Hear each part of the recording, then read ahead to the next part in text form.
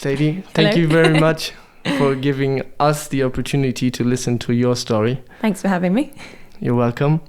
So, I've known you for probably since you started doing games, because my brother was in your age group when you were under 12. Yeah, probably. And I remember a world individual final, and you were going up against, I think his name was Jordan. Oh, in Minis 2007. Arena UK. Yeah. And he was kind of winning, but he did a stupid mistake in the last race, I think. So, Windsor Castle, I think. Maybe. Something. I don't remember it much myself. But I think you won the race in the last. Yeah. You won the competition in the last race. Yeah, I think I did. Yeah. So I've always noticed you, and I've known kind of that you're a really good competitor and good games writer. But your kind of first open appearance that opened the eyes of everybody else was, I think, the Europeans in Ireland in 2013. Yes. Yeah, that was probably to date my favourite competition as well. And I think what was special about it was it your first season in the Opens? First year of Open. I think I was still 17 at the time. And you could tell like it's a small girl on a small pony going up against all the boys. Had no expectations. And that's still the story of today, basically. Yeah. Sadie against the boys. Yeah. But back then, what happened was that Alan Keoghan won on Nessa. And just a few years after, you bought Nessa. If you can't beat it, buy it. And tell us what is Nessa like? Like who's Nessa? Nessa is probably like Jazz that I had before. Amazing, the most special pony ever. But Nessa I've never known a pony love games as much as Nessa. Like, she's literally put on this planet to do games. And like as a pony herself, to own at home, I've never met like a kinder soul. I know it sounds really cringy and cliche, but she genuinely is like the nicest pony to have around. Like, she's like, quirky like all horses are, but I reckon I could kind of ride her into battle and she'd look after you. Like, I literally trust her with my life. It's funny because that's kind of the impression that I have of her. I always say, or I often say to people, is you can have fast horses and talented horses that listen to you quite well, so they are easy to ride. But when you have one that is actually fighting for you because they love what they do, then you have one that is very special. Yeah, like you might watch her in certain individuals, and in the heats, you probably like look at her in karting or something and be like, there's no way she's ever gonna make the final or make the semi-finals, because I think she genuinely understands games as much as we do. She knows when it's a heat and she doesn't have to give 110%. She'll obviously behave still, and then you get to the semis or to the final and she knows to kind of rank it up 3 gears, but she still behaves impeccably. She's watching the starter. I swear she even knows the other horses, what they're doing around her. If I've made a mistake in a vaulting race, for instance, and there's no one to race, she'll just kind of trot. She won't run. Like, she knows exactly what's going on around her. Yeah, that's very interesting. I've never had a pony quite as like special, I'd say, as her. And when you started riding her, like, I would say you're quite small on her being a big pony. Yeah, I didn't even like her to start with. How long did it take you to kind of click and have the feeling you have now? I would say the first few shows I did on her were amazing. It was kind of that like beginner's luck, I'd say. Everything was perfect. She was perfect. I was like, wait, this is great. And then we had, I'd say, a good year to a year and a half, maybe a bit longer, of not a rough patch, but we were really struggled. Like, some bits were great. Really struggled with the vault for a very long time because she was just so different to Jazz and bigger.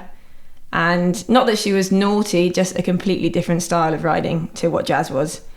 But I would say, yeah, it took us a good, even though we still had good results along the way, I only really felt maybe last year or the year before that I really kind of, every time I went out, it would be the same. I kind of didn't worry what she was doing. You can kind of just focus on doing the games and wondering whether she was going to do, because she did, even though she's really well behaved, some sessions she'd do something and then you come out the next session and it's slightly different. And I find it quite hard to kind of adapt to that. So I'd say only in the last few years that we've really gelled as such. Yeah, that's like really, like I get on her and I'm like, okay, I know exactly what we're going to do today. And in the ring, you know, it's the same each show.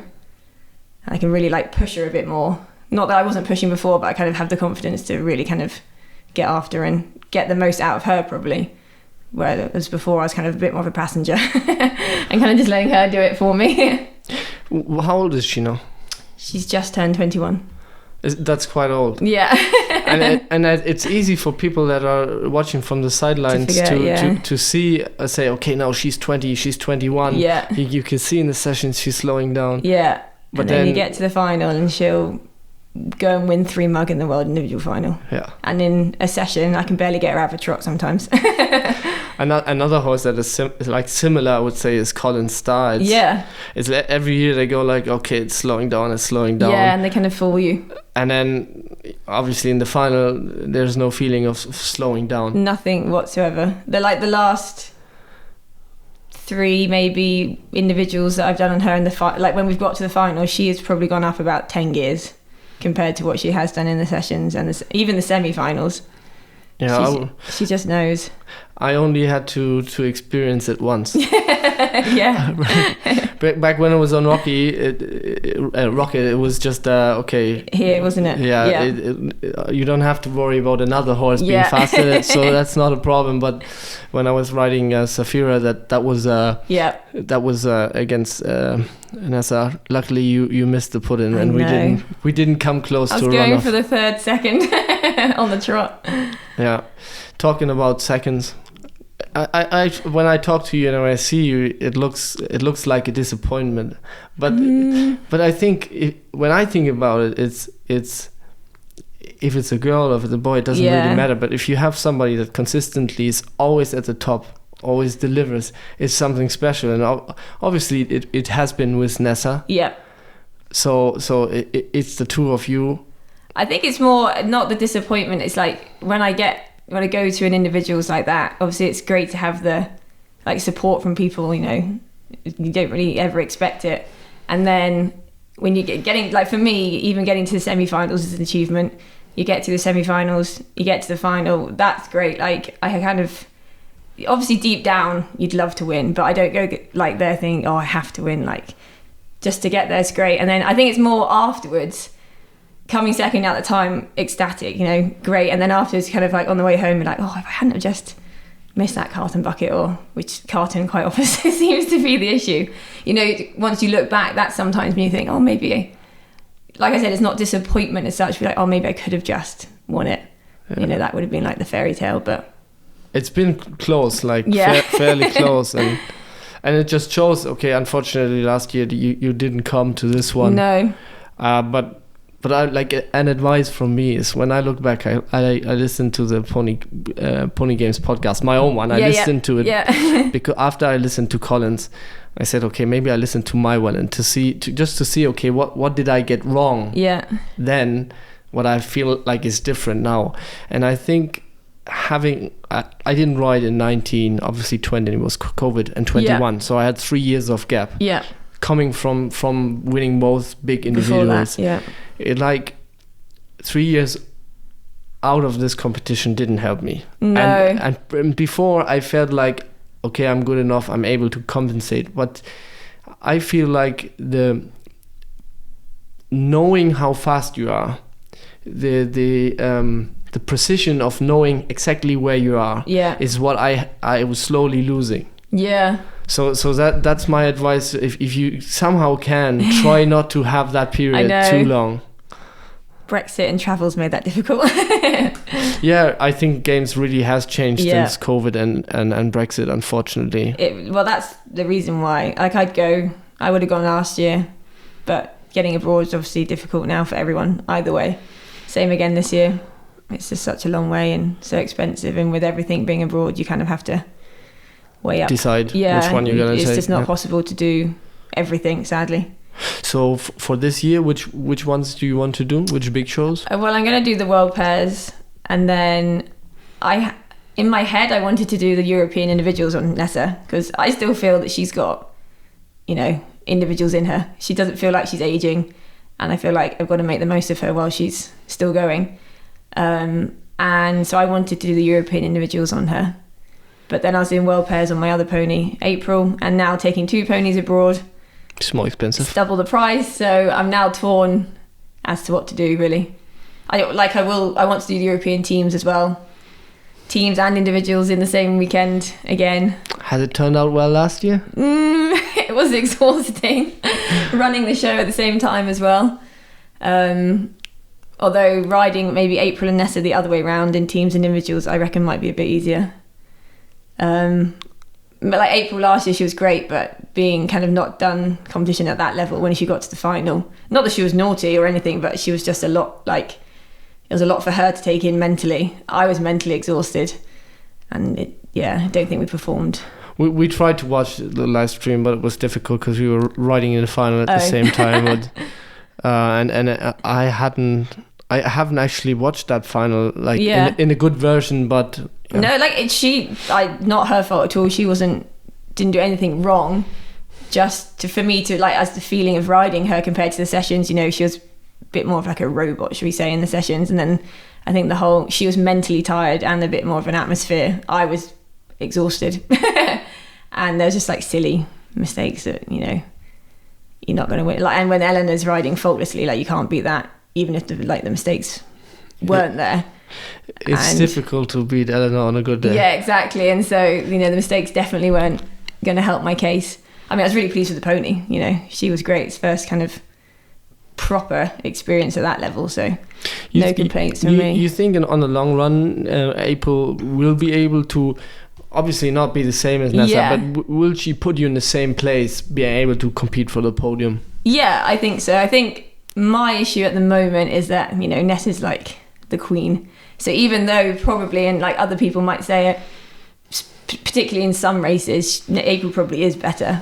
For instance, like the turning races or maybe even the speed races. But I think because I know Nessa so well and she knows games so well, that when you get to like an individual final, you're not thinking about where you're really like placing the pony or anything like that. You're just thinking about doing it and doing the equipment. Whereas when I ride April, like it's my fault, I'm guilty of it, I kind of not treat her as a novice, but I kind of have the mindset that because we haven't got the results that we're not better. So I think I go in a bit more like, a bit more careful and a bit more cautious, when actually I need to kind of trust her and myself on her and kind of just get on and do it. Well, it's a good situation to be in to have the two of them. Right? And it's nice because when you get to your age, basically, I'm older, but if you hit the 30 or close, I feel old. then obviously if you don't find a horse that can give you the same experience, then you have the thought of, well, why should I keep going? For sure. And I would think we're losing an exciting person if you would kind of not compete. Yeah. But I love it still. But I think I do need to start. I think in my head, like, I would hate to kind of, not hate to win an individuals before I win one on Nessa, but that kind of idea of like, Nessa's still kind of like my precious little angel. And I don't know, I'd ever believe that I'd hate like for April to kind of take her kind of like place, if that makes sense. Like Nessa's always number one. I think in a equestrian sport where you do it together with a partner, like to have a romantic approach is a beautiful thing. Yeah, and like I've had it for, I think this is my 8th season on Nessa. 2017. 7th or 8th, something like that. Well, don't get me on math. The longest I've had a pony for anyway. Yeah, but I think it's basically you have come close, and it's just about being able to have another chance and another chance. I would love another shot at it, that's for sure. And it's a question I ask everybody: who do you think could be the next world individual winner that hasn't won before in the Open? Oh, that hasn't won before. No, and obviously you would be an answer if I would be asked. But who do you think? Oh, I didn't think of myself. Eleanor. Yeah. I can't think of people now. Who was in the final last year? That's the way you think, but sometimes it's somebody that you don't really have. It's just when Mitch won in 2014, and then since 2015, it's only been Colin and me, and then Lucas hit it last year. Yeah. And the way Lucas won, it could have been you. It could have, you know. Yeah. But there's just so many that. I know. Yeah. Yeah. I mean, I definitely think Eleanor could. It'll be interesting to see because maybe one of the Italians. They're getting better. I couldn't name a name right now. Who's good? Luca. Yeah, they have a lot of riders. They have a lot of good riders, and they are starting to have good horses too. They've got good riders, good horses, and a good kind of what's the right word? Like approach to the sport, kind of like mentality. Yep. Like, you know, they're committed, they're serious about it, which is how you do well about when you're what's what I'm trying to say? When you're kind of really committed to doing well, they take it seriously. Yeah. And it's what they do like professionally. They work with the horses and the kids, and they do don't games just kind of turn up at a competition and do well. And I think that's maybe also the reason why I would say that the results of English riders in world individuals and also pairs hasn't been so good for the last few years. It's because there's people coming that do nothing else. Yeah, exactly. And for so many years, I guess it has been in the UK, hasn't it? Or Wales, you know. So, you know, we've had it on our doorstep. People are like, oh, I'll just go to the world individuals because they can and it's easy to. Whereas for you guys to come over, there's been less of you probably because it's obviously like us now going to Italy. There'll be much more Italians than foreign riders coming over from the UK. Yeah, but I think the level still will be good. Oh yeah, probably better. Yeah. It'll be interesting to see what it turns out to be. But I entered. I know. I'd love to. I would literally, and I looked at the final races as well. Obviously not. I don't expect me to get to the final, but like if I did, that bunch of races would probably be like if I was to put down my ideal final races. It's interesting to see, you know, that it's I don't expect to be in the final. When you talk to male riders, that's an unusual thing to hear. And it's funny because, you know, when I grew up in juniors, I never won individuals in junior. I never won anything internationally until I hit the Open. Yeah. And I was riding against Chloe and Chloe Golding and Janie Sermon. They were the ones that were beating me every year. Yeah. And they would have a similar approach. Like when you talk to them, there's no confidence. It's more worry about this and worry about that. Definitely an issue. And it's funny how that mentality is so different but still successful. Yeah. And it's like when you're going through the world individuals, the week of the individuals. What's your like mental state when you start, like if you separate like sessions 1, 2, 3, 4. Semis, final, what are your feelings? What do you have to deal with? So for the sessions, I try not to, you know, like when the draw comes out and everyone's like, oh my God, you've got like the heat of death or something, like, oh, your session's so easy. Like I hate that sort of like talk about it, because like if someone goes, oh, you've got such an easy session, and you go into it and you have an absolute disaster, because, you know, it does happen.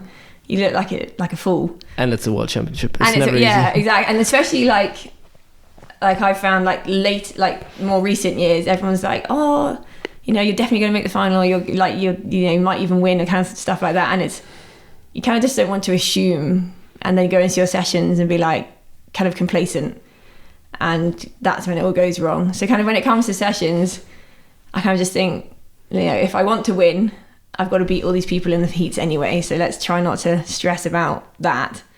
And I think Clive Jones taught me, you know, you don't have to win every race to win the final, for instance. So in my head, I'm like, I don't need to win every race in the session to get to the semis. So I try and kind of just go out and go up and down. I know everyone tries to do that anyway, I don't. No, like I wouldn't go out. Like obviously there's some races where I'm more confident than others. So I kind of think, oh, maybe I could probably win this one, maybe, or like do better in it. Races that I don't like, I'm like, let's just complete and try not to get 1 point. Which ones do you not like? Windsor Castle. Is it because of the race, or because it is difficult from the height? I have never been good at leaning. Okay. I couldn't lean off a Shetland. I'm just rubbish at it. And before COVID, I put the tennis ball in my mouth, and I found that so much easier. Yeah, it's and not now allowed, like the whole leaning down. Nessa's obviously bigger. She doesn't like run as fast for those sort of vaults, so like you have to really pull yourself up because she's so upright.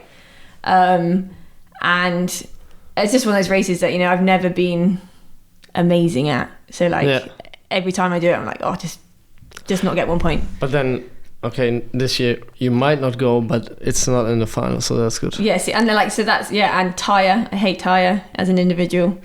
Again, because you don't keep the speed through the turn, or? I've just never been quick. Like even on Jazz, who was quite nice, you know, like round the top. Nessa's quite bargy, and it's really hard to not double turn.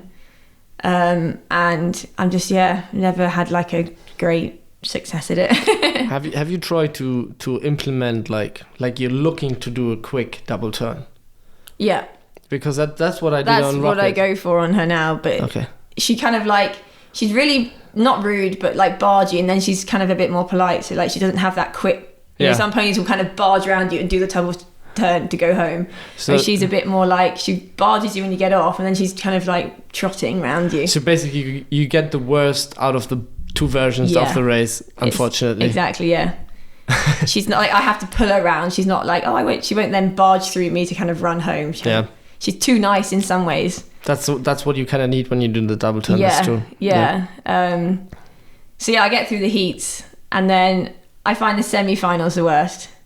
Usually I don't know how or where it's coming from, but I've had quite like I tend to do really well in the semi-finals and end up in like the red or the blue shirt. And that's just like, I don't know why, I just seem to ride well. Maybe the bit of pressure does help, I don't know. I'm always super nervous for the semi-finals. Probably crying somewhere in between the races. In between the races as well. Yeah, I do a lot of crying. But they tend to go quite well for me. And then I almost find if I do get to the final, that's the most stressful part. I think because in my head, I feel like people are expecting me to get to the final. So I'm like, I don't know why. That's kind of, maybe they are. And then I can't like, not let them down, but you don't want to be that one that like, oh, she didn't make the final kind of thing. And then when I get to the final, I'm just like, oh, such a sigh of relief. But is it the people around you that you're talking about, or just in general? Just in general, yeah. Oh yeah, like my family and friends and all that. They're great. They wouldn't put pressure on you or anything like that. Obviously, inwardly, they're like wanting you to do well. But I think it's just the general kind of like feel of the place and the talk. And Nessa being, you know, I would Nessa being Nessa, like. Does that put pressure on you? Like, for sure. I think a little bit less so now, but like when I first got her, I remember the first competition I did on her, it was Welsh champs or something random like that, and I remember like trotting around the warm-up and be like, oh my god, Sadie's got Nessa, and I was like, oh my god, everyone's like, it was just Welsh champs, like it wasn't anything crazy. And then I remember standing on the start line for the first race, and they probably weren't even watching me, but in my head I was like, everyone's around the ring is watching me, and they like, obviously Alan won what, three Europeans on her. I was like, oh my god, what if I'm rubbish? And then I just started crying on the start line. It's the first race of the first session, and I turned around to Sue Adcock, who was training. I was like, Sue, I can't do it. She's like, what do you mean? I was like, I can't do it. She's like, you can't do what? I was like, I can't ride Nessa, I can't do it. She's like, oh my god, get a grip. And then we were fine after that. I think it's for people, like a lot of the people that I train, and the kids and the girls that I train, this is something that it's good to hear for them, because it's not something that you kind of expect somebody that is at the top on the line. No, but you are at the very top. You're one of the best riders, and you've been it for so many years. But still, that's the emotions that you feel, and I think people kind of don't think that's the case. No. I mean, if you ask Pete, I cry a lot when I get nervous. World Individuals 2011, when I won it on Jazz. Before the final, before the parade, like they started playing the music for the parade, and I just started crying. He was like, what are you doing? I was like, I can't do it, Pete, I can't do it. It's like, oh my god, Sadie, you haven't even started the race, because the first race was sword, really randomly. I was like, I've never got 4 sword rings before. He's like, well, you've got to get 4 now. So how much kind of the person that is with you in the ring, how much do they help you? How much do you need them? Yeah, like it's interesting one that I'm a bit weird in that, like I can love having someone there, but I can't have someone that's kind of like, you know, like stressing me about points or not telling me what to do. Not that I don't want to take on the advice, but like I'm the kind of person that if I think too much about the race or like what I'm doing, that's when I kind of make mistakes. So if they're like, oh, make sure you do this and ride this line and give me like kind of loads of information, that's just not for me. I'm just kind of like need someone that kind of there chats with me, makes me laugh and makes me kind of not think about too much as to what's going on. and who would you think have been the most influential people to do that for you? Probably in individuals, Pete and Sue Adcock. Sue Adcock, I had no idea who she was. And then it was 2007 when I was doing the World Individuals as a mini. Had no idea really what the World Individual was. I'd never done sword before, and it was in the final, and I messed it up in the heats. And Sue didn't know me, I didn't know Sue, and she came up to my mum, because I was in the ring on my own for everything. She was like, do you want me to go in with Sadie in the final? And we were like, Mum was like, oh yeah, that'd be great, thanks. And then we ended up winning, which was great. And so we kind of stuck with Sue from then on, and she's been multiple individuals with me, and the same as Pete. You know, I've known Pete from the very start, and he's trained me. If it's not Sue, it's Pete, basically, kind of between the two, whoever's around and stuff like that. And they've both just been kind of there, like they're not kind of telling me what to do, you know, guiding you, you know, not telling you to go flat out or slow down, but not kind of nitpicking. If it goes wrong, I can't have someone that goes kind of like analyzes it, like I made a mistake, let's move on, kind of thing. Well, we wouldn't be a good fit in the ring. No, I don't think so. No. Like, I'm the absolute opposite in every way. I know, I'm very much like, I'm really competitive, but I'm also like not, if that makes sense. Yeah, it makes sense. Like, it doesn't make sense for everybody now, but now it does a little bit more. Yeah, maybe. And I feel like, you know, if you make a mistake, obviously in individuals and stuff, I'm annoyed, especially in a final, but I've got to kind of forget about it and just move on to the next race. Otherwise, I think it would be like a downward spiral from there on. And that's where Pete and Sue have been really good at being like, not reminding me, kind of just being like, right, next race, this is what we're going to do. Can you hear me? Okay, so you just said that's what Pete and Sue have done. Yeah. Have you had a final in World Individuals, or like a big final, where it did go wrong because somebody was messing with your head? Not that you have to name them, but I don't think so. I'm trying to think now. I don't think I've come out of an individual final and been like disappointed or annoyed. I've had a couple of finals where I didn't maybe ride great, which was 2017, the Bath and West European individual final. I'm not good at riding in rain. And the dark, maybe. Dark I was quite excited for, but like when the ground gets slippery and it's raining, I go like over cautious, and I was still very much working out Nessa and stuff like that. Like the things that I can't really remember exactly what went wrong, but I remember not feeling completely like at one with Nessa, if that makes sense. And not that I was at that point I was happy to get to the final, and that was a situation where I like nailed the semis and came out in the red shirt, so that kind of maybe gets your expectations up like a little bit. But yeah, like I didn't come out of that final being like, woo, that was amazing. I was a bit like just meh. But I've never had a situation where I think I've had a trainer or like anyone else in the ring or around the ring that I felt has influenced how I've ridden or anything like that. It's I think for individuals, you can do it on grass, it's no problem. But no, absolutely. And like I love grass on Nessa, but I'm just, as soon as it starts raining, I'm like, oh my god, they're gonna fall over. And that's a nice thing with sand. It's just okay. It's 100%. It's all in. Yeah. You go as fast as you can, and it's nice to know. Yeah, it's like one less thing to think about.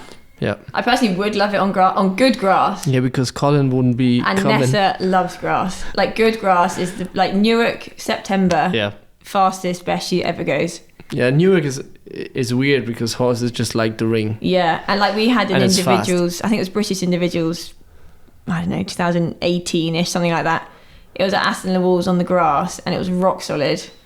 And by the final, Nessa was the only one that was still galloping up and down. Like I was going too fast. And all the other ponies, you know, were digging around the top and backing off, and she was just flying up and down. And if you have a horse that can do it, then you also kind of know that they will be doing it for quite a while, because if the joints can take that, then oh, she loves like grass.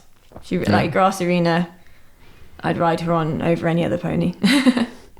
So now we've talked about all this kind of success that you've had, but what does it take to kind of get there and stay there for so long? What is your daily life? What do you have to kind of put into it to achieve that? Like, my life is horses. I work, outside of my horses with horses, but also I feel like for me, if I'm going to do this sport and, put your time, all your money, your soul basically into having horses, then you may as well do it properly. So, I do spend a lot of time looking after them, getting them fit. Nessa's different in terms of she doesn't train overly well at home. I'm sure many older ponies or, ponies that have been doing games for a while might be similar. I mean, April's different, she'd train all day, every day. Whereas it's not that she's bad to train on, but she's nothing like she is out in the ring. Yeah, exactly. So I don't blame her. So that I do find quite difficult, especially for an individual's. Like, I'm conscious not to train on her too much because she is older, but obviously you want to keep them fit.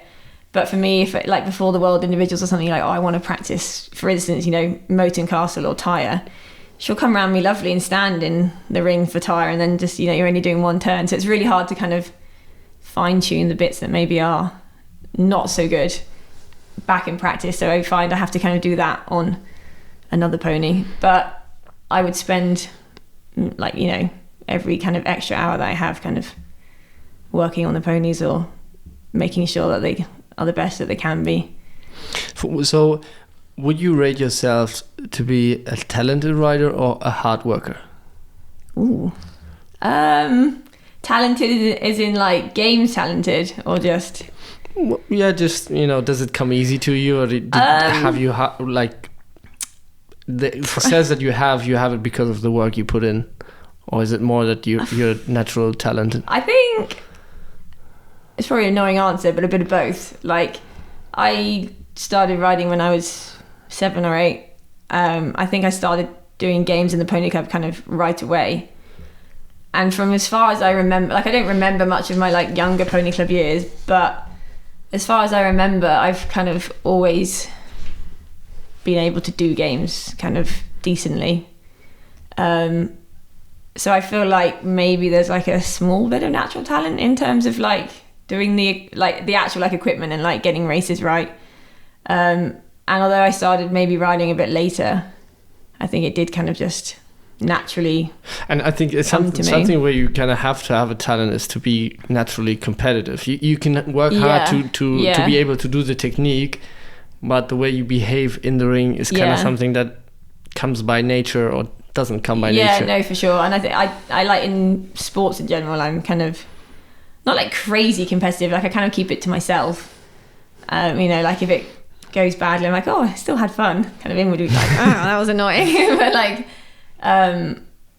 But yeah, I've always kind of, whatever sport that I do, I've been wanting to win kind of thing. Maybe not win at all costs, but you kind of try and do the best that you can, at least. Yeah, of course. I would be the same. Yeah. Not at all costs, but yeah. I wouldn't. I don't take it well. Yeah. Whatever it is to not win. I have been lucky as well, I'd say, in individuals that I've always had good individual ponies. Yeah. Which I do think helps. But the thing, you Jazz, you did well on Jazz in the Opens, even though it was hard to kind of compete against. But she was a dream for individuals. Yeah, I know. In my first World Individuals in 2004, she was in the final with Holly Rauch. Oh yeah. And she came second. Yeah, so. she was amazing. And that helps as well, because I think that gives you confidence to be competitive as well. Well, I don't really remember the individual final as a mini, so I do I still have in my mind kind of the picture how you turned around the top, and I think Jordan as well, and he missed the last flag. I think I still have it. You were lane 1 and 2, I think. Were we? Like I have the picture. Yeah. That'd be nice to know. We have no videos, nothing. Like we were quite new to it all. It would be fun if somebody that is watching the live stream goes like, no, you're getting it completely wrong. But I feel like I still have it in my head how he missed the last pickup, on the way home, and he had kind of won. He missed it, and then you win. Yeah, I just had no idea what I'd won either.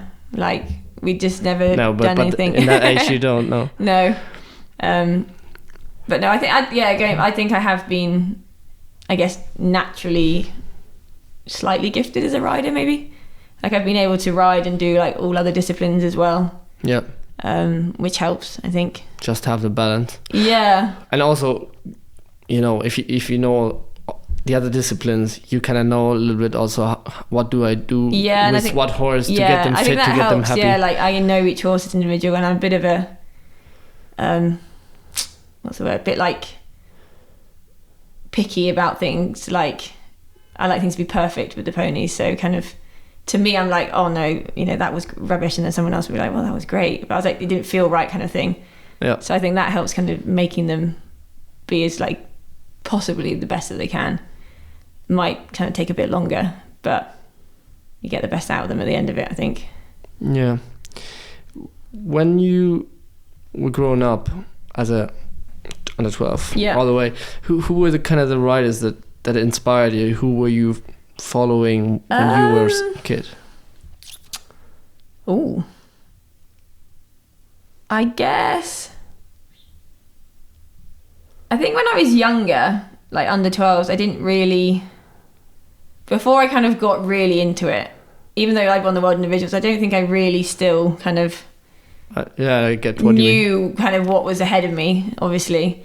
So it's not kind of like I don't remember watching. I did watch the other age groups, but I don't remember kind of being like, oh, I want to be like so and so, I want to be like so and so. I guess when I got older and kind of maybe into under 17s, and that was when kind of like Janie and Chloe were doing well. I knew you as the person that always won the world individuals, but like not until after Chloe and Jane. Yeah, but like I don't. It sounds weird. Like I don't remember watching them win and be like, oh, I want to be like them. Yeah. I guess. Yeah. I don't really know. I think I kind of just started to do well, and then thought maybe like for me when I was kind of beginning of Open, there was like Elaine and Janie and Chloe and all that, and you're like, oh, I'd love to kind of like make the team one day. Yeah. And like I did I think Chloe and Elaine were on the team when I first made the world teams, and that was quite cool. Like someone that's kind of always been the name of MGA, or like especially England MGA, you're like in the team with them. So that was kind of quite cool. So how was it to ride with Elaine? What did you take away with riding with her? She was just so chilled. Like she was competitive, don't get me wrong, especially when you get to the final, but she was kind of just very kind of like welcoming, and I can't remember how old I was. I felt quite young. I probably wasn't that young. And they kind of were just so, I think when you're on your first world teams, and I'd been trying for quite a long time to get onto world teams, and then when you first do, you're like, oh my god, and they were so kind of like, not chilled as in like completely laid back about it, but they were like, yeah, just kind of cracked on and didn't kind of make a fuss about it, which I think was quite nice, because helps when you're a bit nervous yourself. Yeah. I get that. Yeah. I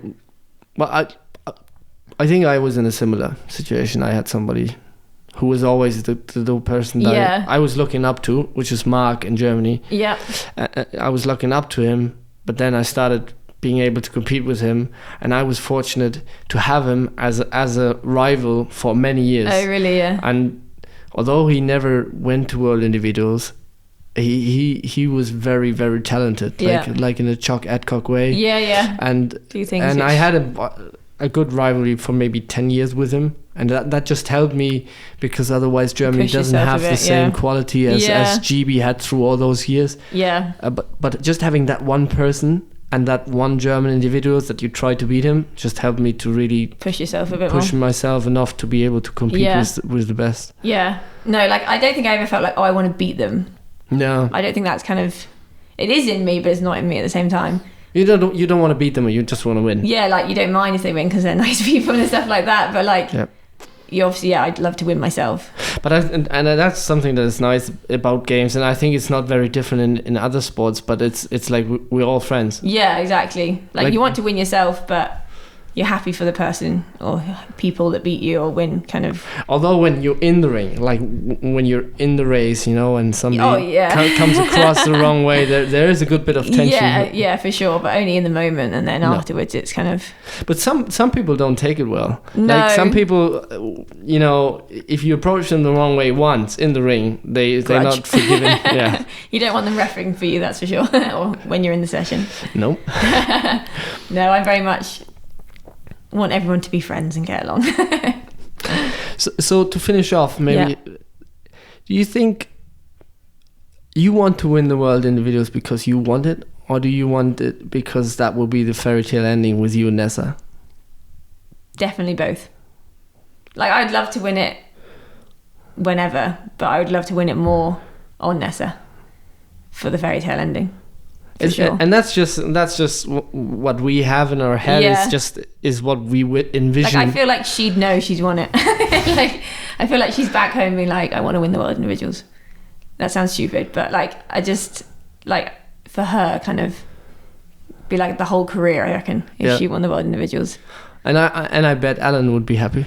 Yeah, I reckon so. That's probably like the one thing she hasn't won. Would be probably. But that's but sometimes, okay, not for this one, but in general, sometimes it's nice to have that one thing that you're still chasing. Yeah. Because once you've had it all. Yeah, like we've done quite a lot. But you know, if you've won everything, then what is left for you? Yeah. Oh yeah, and I think for me as well, like obviously she is older. She's not going to go on forever and ever. She probably will do for minis. But yeah, I feel like these next kind of couple of years probably are going to be her. If she's going to do it, or we're going to do it, it will have to be then. But I would love to kind of do that on her, win them on her, and then I feel like I could move on to April completely. And then pass the reins on to someone younger, maybe. She can go win the under 18s or 15s. Yeah. Probably 12. She'd behave enough for a 12-year-old. Let's go every next 2 years. Yeah, just like she'll work step her way down. Yeah, she wouldn't want to retire. No way. There's other horses that have done it, like Ellie. Yeah. For example. Oh, she'd definitely come down for another rider. And Rory said it as well. That some horses, they need to keep going in order to kind of stay alive. I would. Yeah, you couldn't retire her. She'd hate it. I think she'd get depressed. She hates the winter enough as it is. So, and she thrives, like, I find as well, like this year, I've got to be careful. Obviously, I want to get April out, but she kind of does better the more I do on her. Yeah. So if I kind of save her, like for now, if I did no shows on her and then brought her out, say, World Individuals, that wouldn't suit her at all. Yep. She needs to kind of do more and get into it and be kept going. So, like even if, for instance, if the time came ever, I would never sell her. But if I like pass the reins on to someone else, I wouldn't necessarily be like, oh, you know, only do like 1 or 2 shows on her. Just take her down a level, but keep her going. She'd rather kind of do games until it was her last breath than sit in the field and kind of. I found that just kind of like rot. That's when they kind of get old and. But it's not many that are like this, but there's some definitely are like that. No, of course, some love a break over the winter, but she like during the winter I don't. Turn her out as such. I keep riding her. I don't do loads, but I just keep her kind of ticking over. Yep. To keep her happy. She'd hate it. Very good. Mm-hmm. So I hope you enjoyed this episode. I did. And we'll love to have you again, maybe after your first win. Well, yes, I'll definitely come back if I win. And we wish you the best of luck for this week in the Champions League. Thank you very much. And you too. Thank you.